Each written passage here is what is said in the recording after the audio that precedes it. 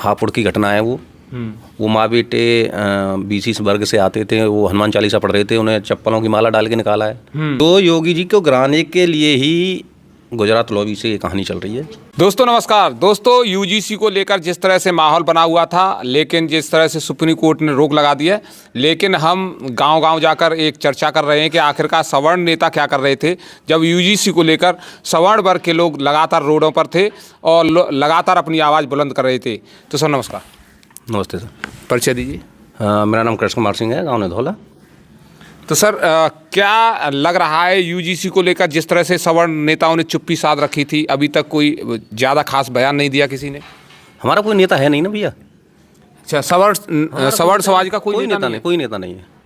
सब अपनी अपनी कुर्सी बचाने के चक्कर में, हमारा कोई नेता नहीं है भैया। जैसा कि अलीगढ़ में सांसद हों, विधायक हों, अन्य पार्टियों के बड़े बड़े नेता भी सवर्ण समाज से आते हैं, किसी ने कोई आवाज़ नहीं निकाली, किसी ने कोई मुद्दा नहीं उठाया। वो भैया उन्हें वोट का चक्कर है, वो वोट भी तो लेना है उनका, सारे वोट लेने उन्हें। भाई हमारी आवाज़ कौन बुलंद करेगा? इनसे अच्छे नेता तो मैं मानता हूँ चंद्रशेखर आज़ाद जी को, क्योंकि वो अपने समाज के लिए इतना बोलते हैं कि मुझे नहीं लगता कि उनकी बराबर कोई नेता, उनकी टक्कर का नेता है जो अपने समाज के लिए बोले। हम सवर्णों के लिए कोई ना तो बोलने वाला था, ना कोई बोलने वाला है, और शायद ना कोई बोलने वाला होगा। तो सर ये तो आप बड़ी बात कह रहे हैं, ऐसा क्यों कह रहे हो? क्या लग रहा है आपने तो बहुत बड़ी बात की है ये? नहीं देखिए, चंद्रशेखर आज़ाद जी को देख लो, अपने समाज के लिए, अपने लोगों के लिए बिल्कुल सड़क पे उस तरीके से आते हैं कि वाकई इनका ये परिवार है।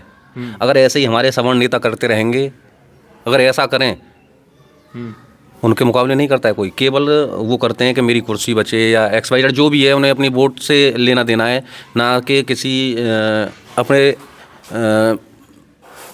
तो सर आपको क्या लग रहा है, जैसे कि आप कह रहे हो कि ये जो राजनीति करते हैं सवर्ण नेता, केवल वोट की राजनीति करते हैं, केवल जाति के नाम पर वोट चाहिए, आपका ऐसा ही कहना है? बिल्कुल, जाति के नाम पर वोट चाहिए।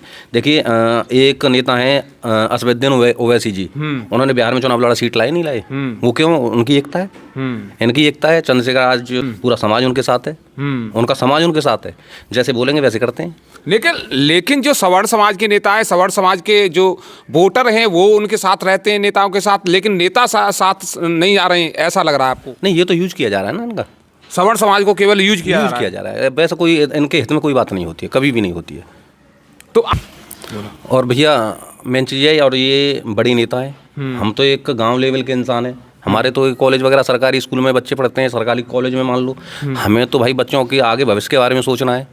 इनके नेताओं के बच्चों का क्या है कि इनके तो सीधे विदेश में पढ़ रहे हैं, विदेश में कोई आरक्षण वगैरह या XYZ कुछ भी नहीं है, ये कानून भी नहीं है, कुछ भी नहीं है। इनके तो मजे हैं भाई, इन्हें झेलना तो हम जैसे मिडिल क्लास लोगों को पड़ता है ना। सबसे बड़ी बात यही है जो आप कहना चाहते हैं कि नेताओं के जो बेटे हैं, बेटियां हैं, सभी विदेशों में पढ़ रहे हैं। ये कानून जो आ रहा है सवर्ण वर्ग के निचले स्तर के जो गरीब परिवार हैं उनके लिए आ रहा है। नहीं, मैं ये कह रहा हूँ कि जैसे सवर्ण लोगों में गरीब लोग नहीं रहते हैं, कि झोंपड़ी नहीं है, कि मैं अपने गांव में दिखा दूँ कितने, है ना। और मेन चीज़ ये है कि देखिए ये जो नेता लोग हैं, ये जो नेता नगरिया केवल हमारे भाईचारे को ख़राब करने की कोशिश है। अन्यथा मेरे गाँव में SC समाज भी रहता है, BC समाज भी रहता है, OBC समाज भी रहता है। आज तक कभी किसी से ना तो उन्होंने कभी भेदभाव माना है, ना हमने कभी माना है। केवल एक सरकार द्वारा ये हमें लड़ाने की कोशिश की जा रही है, और कुछ नहीं है। यानी अब जो घटनाक्रम ये चला है, इससे ये मालूम पड़ रहा है कि जो सरकार एक रहेंगे तो सेफ रहेंगे नारे के साथ आई, बटेंगे तो कटेंगे नारे के साथ आई, बिल्कुल उसके उलट हो गया। ये तो काट अपने आप रहे हैं, काट तो ये अपने आप रहे। हम यहाँ अपने गांव में रहते हैं, कभी किसी को अलग नहीं मानते। आज सरकार ने UGC एक्ट ला के ये कह दिया कि हमें OBC से बच के रहना चाहिए, SC से बच के रहना चाहिए। भाई हमें कोई अपने बच्चे जेल थोड़ी ना भिजवाने, ठीक है। और हालांकि गांव स्तर पे अभी ऐसी कोई बात नहीं है जो हमारे या हमारे समाज में ये कोई भेदभाव कुछ नहीं है अभी। जो हमारे SC समाज है हमसे बड़ा इज्जत करता है, हम उनकी करते हैं। OBC समाज है वो हमारी करता है, हम उनकी करते हैं। हमारे यहाँ भी ऐसा कुछ नहीं है, पर इस नियम की वजह से हो सकता है आगे हो जाए। सर जैसा सवर्ण नेता कोई भी नहीं बोले हैं, अब क्या लग रहा है समाज में, गांव में क्या चर्चाएं हैं, और जो चर्चाएं चल रही हैं सवर्ण समाज में, क्या लग रहा है आने वाले इलेक्शन के समय पर क्या फ़र्क देखने को मिलेगा? क्या सवर्ण समाज के नेताओं को वोट उस हिसाब से मिल पाएगा? देखिए थोड़ी योगी जी से अलग होके पिछली बार इन्होंने देख लिया है 2024 में क्या रिजल्ट आया है, और आगे देखना क्या रिजल्ट आएगा। यानी यूपी में योगी जी के अभी भी दबदबा कायम है। बिल्कुल कायम है उनका, तो उन्हें हटाने के लिए तो ये सब कुछ हो रहा है। जो योगी जी को गिराने के लिए ही गुजरात लॉबी से ये कहानी चल रही है, अन्यथा और कुछ नहीं है। और समाज में लड़ाने के लिए बात चल रही है, और इनका और कोई उद्देश्य नहीं है, केवल योगी जी को हटाना है। यानी ये जनरल कास्ट जो है, सवर्ण समाज जो है, इस बात को समझ रहा है कि योगी जी को टारगेट किया जा रहा है गुजरात लॉबी के द्वारा। बिल्कुल बिल्कुल। तो जनरल कास्ट और सवर्ण समाज योगी जी के साथ है। बिल्कुल, समाज हम साथ हैं, 36 बिरादरी सब कुछ साथ है, पूरा ओबीसी समाज साथ है, एससी समाज साथ है, हर कोई इनके साथ है। केवल योगी जी को गिराने के लिए ये सारी रचनाएं रची जा रही हैं पार्टी द्वारा। यानी उत्तर प्रदेश को विकास चाहिए और सुरक्षा चाहिए। बिल्कुल, जो योगी जी दे रहे हैं। जी जी बिल्कुल। तो देखिए, योगी जी को लेकर सवर्ण समाज में कोई भ्रम की स्थिति नहीं है, योगी जी को पूरा सपोर्ट कर रहा है बिल्कुल सवर्ण समाज। तो सर, एक जानकारी और लेना चाहूँगा, इसके बाद जो है, जो सनातनियों का माहौल, जो 36 बिरादरियों को एक करने वाला बात थी, वो कहाँ तक जा रही है? 36 बिरादरी भैया वैसे ही एक हैं, इसमें बंटवारा ना तो पहले है ना अब है, ना शायद आगे को। जो सरकार कितनी भी कोशिश कर ले, कोई पार्टी अदर पार्टी कोई कोशिश कर ले, कभी नहीं बटेंगे। सर, ये यूजीसी कानून जो आया है, क्या मोदी जी इस बात की गारंटी देंगे कि एससी और ओबीसी दोनों एक साथ रह सकते हैं? देखिए भैया, मुझे तो नहीं लगता है कि जो ओबीसी समाज है वो कभी एससी से नहीं लड़ेगा, या एससी समाज है वो जो ओबीसी से नहीं लड़ेगा। अभी मैंने कल परसों ये घटना सुनी थी, शायद हापुड़ की घटना है वो माँ बेटे बीसी वर्ग से आते थे, वो हनुमान चालीसा पढ़ रहे थे, उन्हें चप्पलों की माला डाल के निकाला है ना।